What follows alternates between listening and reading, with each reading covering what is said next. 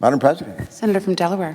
Thanks, Madam President. I stand in solidarity with my friend from Kansas to say to Senator Moran, thank you for your great leadership and for allowing me to be your wingman as we do our best to not just to save the postal office, postal service, but to make sure that they are robust and germane to the future, germane to the future of our and integral to the future of our country as they have been for the last 200 plus years. When the folks in Delaware gathered, we had about 25 men who gathered in a place called Dover, Delaware on December 7, 1787, and we voted after negotiating for 3 days, debating for 3 days, a draft constitution. We adopted it unanimously and sent it off to the other 12 colonies. One element in the Constitution that was sent to us from Philadelphia by our founding fathers was the creation of a postal service. And it's been mentioned before that the first Postmaster General was Ben Franklin, of all people. And what the founding fathers had in mind was a way to bind us together as a country, to bind us together as a country. The idea of being able to communicate through the mail, that was important. The idea of being fostering greater economic growth, that was important. But they also were looking for a way to pull us together as a new nation, and the Postal Service was integral to doing that. For over the years, the Postal Service has changed. And for the most part, I think it's changed in good ways. It used to be people got their mail by going to post offices or maybe in the community where they lived or close to the community where they lived. But they had to go to the post office to get it. Eventually, the mail was delivered to farms and to homes and to businesses across the country. And people didn't have to leave their homes to get the mail. There was a time, not that long ago, when we didn't have the internet.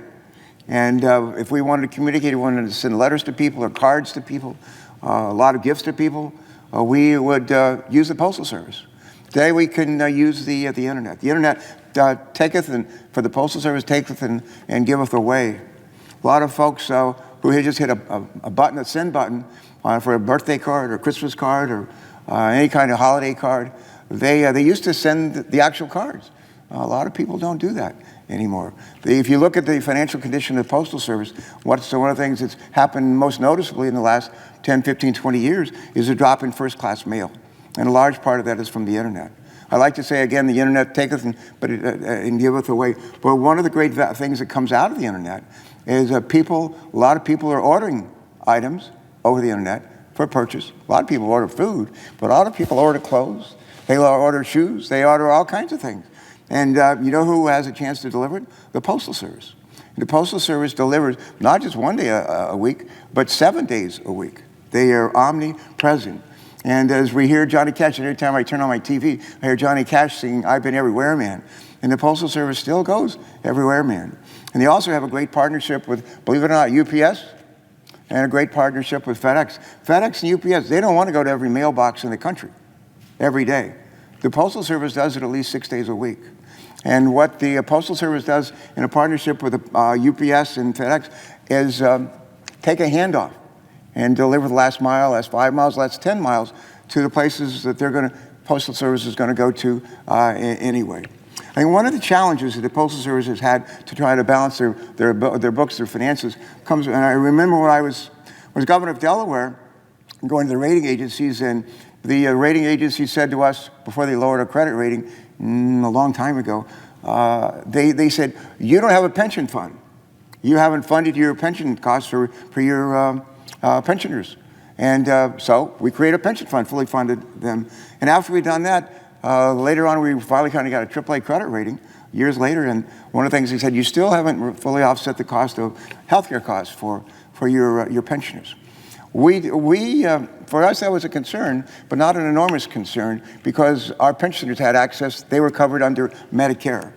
Unfortunately for the Postal Service has paid into Medicare for years for their employees. Unfortunately, when those retirees reach the age of 65, they don't have full access to the full benefits of Medicare. That is not right. These are benefits paid for by the employer, the Postal Service, and this legislation fixes that, to make sure that the right thing is done. The benefits that have been paid for through Medicare are actually inured to flow to the pensioners. and of the Postal Service. The other thing that I would mention is 6-day service.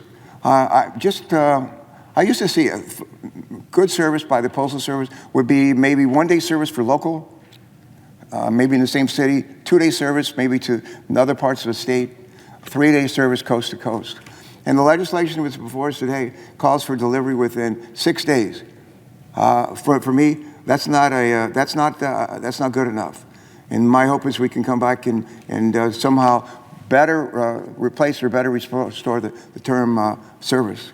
Having said that, the Postal Service has a board of governors, and every now and then the presidents have the opportunity to nominate people to serve on the board of governors. We have the opportunity to vote them up or down. We need people on board of governors who are very good at figuring out how do we help the Postal Service monetize the burden of going to every single mailbox in the country 6 days a week. How do we do that? How do we help the Postal Service turn that into financial opportunity? Much as they have with UPS and FedEx, and other ways as well. Delivering medicines is a great example there. And there are other examples. Vote by mail.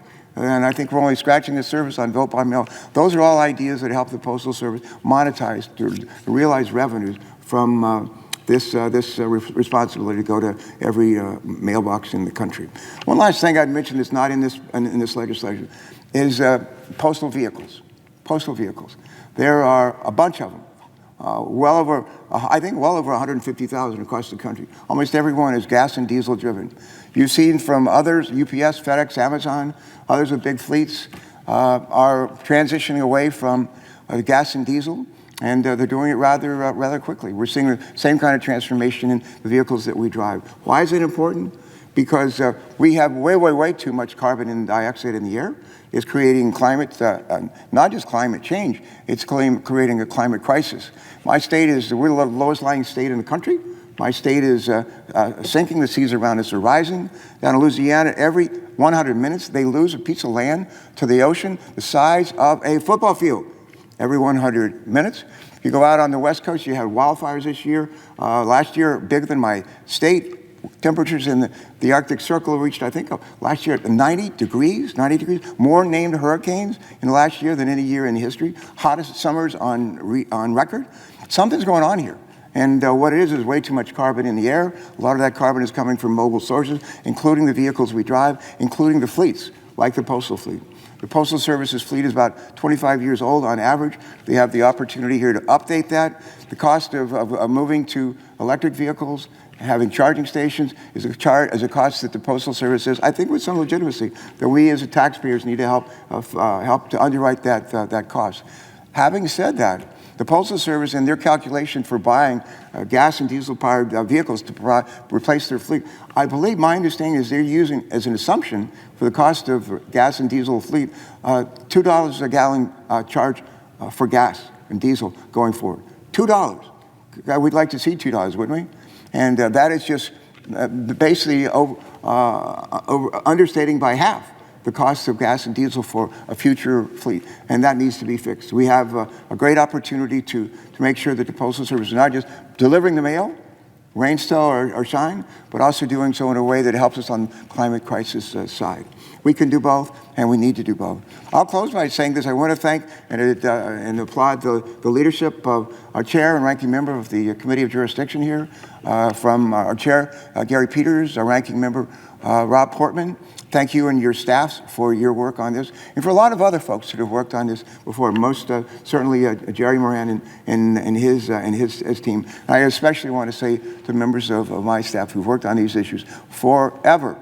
And my friend Susan Collins, Susan's not on the floor right now, our senator from Maine, but she has spent, God knows, plenty of time and effort working with me and others on these issues. And this is not the end. This is not the end in terms of what we need to do on postal. This is not maybe the beginning of the end. This is the end of the beginning, but it's a good end of the beginning. And we need to build on this and go forward on this. And I hope and pray that that's exactly what we do. I thank you. I'll yield back.